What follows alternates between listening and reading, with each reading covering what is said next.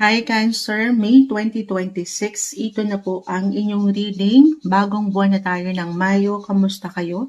Cancer Energy, kuha lang po tayo ng ilang guidance, advice, messages para sa inyo. Ito na. Kuha muna po tayo ng panimulang baraha gamit ang oracle. Anong kailangan marinig ng mga Cancer ngayong May 2026? Ano man po ang aangat dito? I-clarify pa rin naman natin. May sumasama sa kamay ko. Add tayo. Cancer. Okay. Boundaries. The masculine. Balance. Attraction.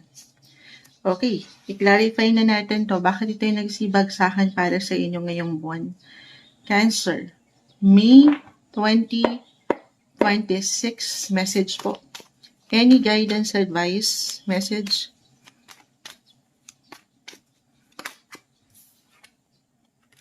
The Queen of Wands.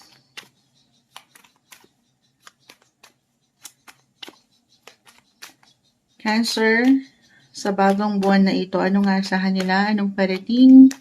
Mensaheng gabay po para sa kanila.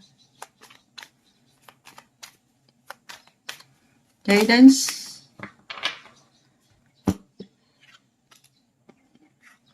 Okay. So, yung boundaries. So, maaaring mas higit ko nang ipapasok dito, no? Pagdating sa inyong mga relationship sector. Sa inyong mga matatawag na kapareha. So, tayo ay general message po, Knight and Queen of Wands, both reverse. Lalo pa for some of you, kung makaramdam kayo ng pagka-low-key, pagka-low-bat ng energy, physical, mental, emotional, relationship-wise, especially for those na nasa isang relasyon, couples, attached, na hindi nagiging okay or magiging okay ang partnership na ito, alam ko diretso.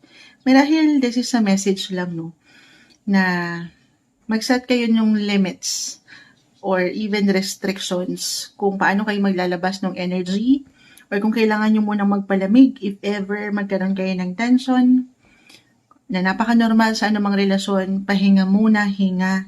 Kung kailangan nyo munang mapag-isa, mapagnilay, gawin yun. Huwag nyong bigyan ng limits, sabi ko nga, or ng control ang mga bagay. Balance. Okay?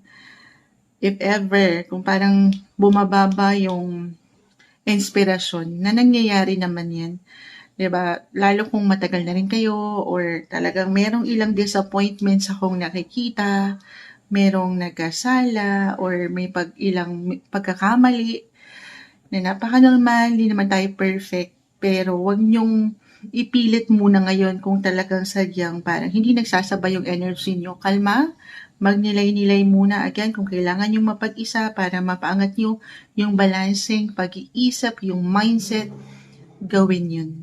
So, masang-ayon ang mga sitwasyon.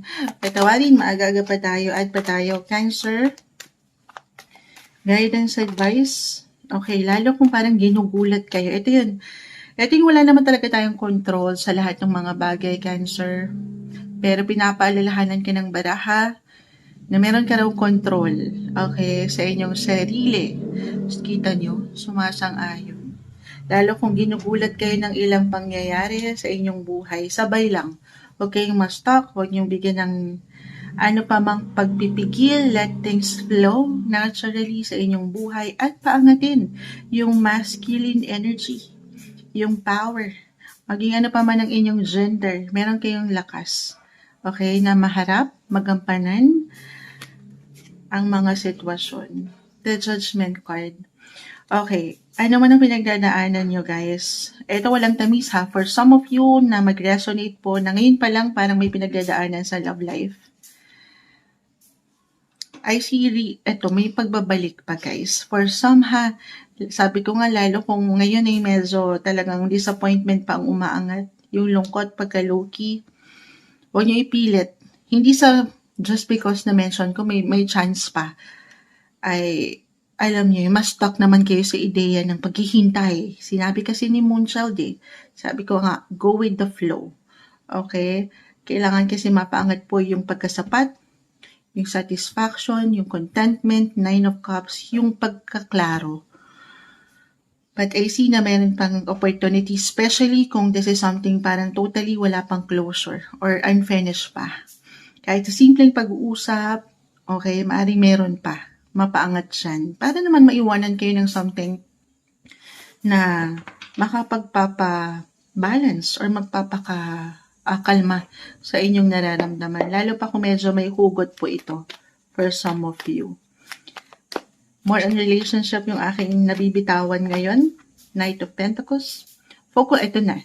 Kasi sabi ko, relasyon. Pero, kung kailangan nyo munang i-divert ang inyong mga isipan, kung saan kayo pwedeng kumikitang kabuhayan, trabaho, eyes on the prize, focus kayo kung saan kayo merong benepisyo. Nakikinig kaya pa rin si Miss Bev. Parang ganito yung napag-usapan namin. Live na live. Cancer yun Pero, maganda pagdating sa career. Nauna ko na yung sa relationship. Pagdating sa career, guys, eyes on the prize, ha? Ayan. Maaaring meron kayong ma-attract. Well, general message po tayo. Kung okay naman kami, Moonchild, sa love life, again, for some of you lang yon na may pagkababa ang energy, okay, huwag nyo ipilit. Go with the flow. Hinga. Mag-set muna ng boundaries. Umangat yung boundaries. Pero kung okay naman kayo, relationship-wise, eto yun, yung pagkasapat. Kahit na hindi perfect, di nagsasabay minsan ng energy, klaro pa rin sa inyo kung ano kayo sa isa't isa. Malinaw pa rin ang nararamdaman. Kahit na minsan, parang merong nababaliwala or may pagkababa ng enerhiya, nangyayari yan. Okay? I feel na merong babawi. For couples na okay naman ha, wala namang masyadong ganap, pero parang tahimik lang, may pagka-low-key. Balance is the key. Andiyan pa rin yung attraction. Pero dito tayo sa career, kung feeling nyo or nakaramdam kayo ng ilang pagkabagal nitong nakalipas na linggo or buwan, eto na, papunta na kayo dun. Yung bawat effort nyo, may blessing guys. Narinig nyo ba? May blessing na parating. Yes po. I-claim na natin yan ha.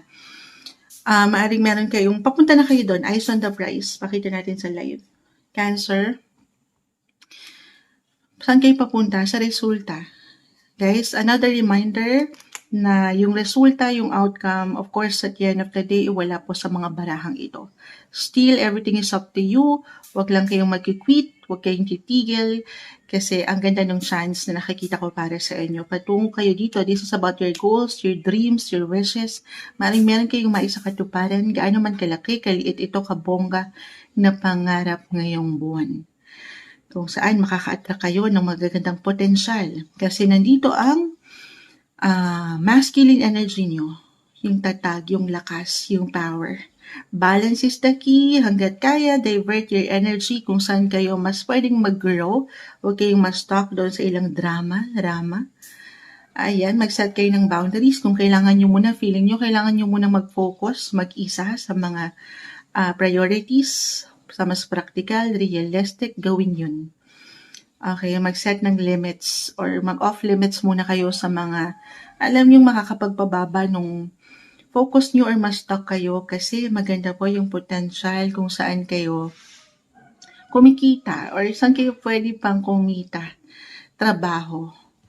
Maganda po yung progreso. So, pipili na lang kayo kung saan kayo maglalaan ng energy. Syempre, dito tayo sa may something benepisyo. Ayaw nating mag-stuck doon sa mga bagay, sitwasyon, relasyon na makakapagpababa sa Cancer, very empathic yung energy, sensitive, emotional kayo. So, ayaw nating mag-stuck doon. Okay? Note to self. As a Cancer myself, sumasang-ayon ng mga chicken, pero pili lang tayo. Choose your battles wisely ngayong buwan. So, syempre, doon tayo kung saan mas active, mas mayroong liwanag, mas mapapaangat yung attraction, money attraction, why not? Manifestation, this is about your goals, your dreams. Okay? Or sa mas practical, kung kayo mga bata pa naman, wala pang sa trabaho, Sa mga younger ones na nakikinig kay Moonchild, i-divert yung energy sa ilang kaibigan, pamilya, maaring meron bang celebration, ayan. So, ayan, focus dun sa mas merong liwanag, may pagkakalma. Kasi may tendency tayo na ma-stuck sa isang bagay na